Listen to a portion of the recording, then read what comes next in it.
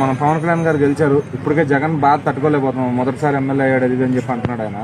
అయితే పవన్ కళ్యాణ్ గారు మళ్ళీ రెండోసారి కూడా గెలిచాడు అనుకోండి, ఆయన రియాక్షన్ ఎలా ఉంటుంది? కొంచెం పైకి పెట్టినాయి. అసలు రెండోసారికి జగన్ ఉన్నాడు కదా, పవన్ ఉంటాడు. రెండోసారే కాదు, 10వసారే కాదు, ఆయన చిరస్థాయిగా ఉంటాడు.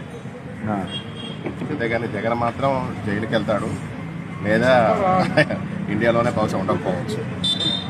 అయితే శ్యామల గారికి కొత్తగా స్పోక్స్ పర్సన్ గా ఇచ్చారు. ఆవిడ ప్రతి మాటని హైలైట్ అవ్వాలనే విధంగా మాట్లాడుతున్నారు. అయితే నిన్న వచ్చి పవన్ కళ్యాణ్ ఊగిపోయావు కదా 30,000 మంది ఆడవాళ్ళ కోసం, ఉమెన్స్ డే రోజున అడుగుతున్నాను, ఇప్పుడు మాట్లాడట్లేదేంటి, నీకు పౌరుషం లేదా, నీకు మాట మీద నిలబడే సత్తా లేదా అని అడిగింది ఆవిడ. మరి దాని అసలు పవన్ కళ్యాణ్ గారిని అనేంత అర్హత ఆవిడకు ఉందా? ఇప్పుడు అదే శ్యామల అని జగన్ అడగమనండి. ఇవాళ ఉమెన్స్ డే కదా, అమ్మకి అన్నం పెడతలేదు, అమ్మ మీద కేసు పెట్టాడు.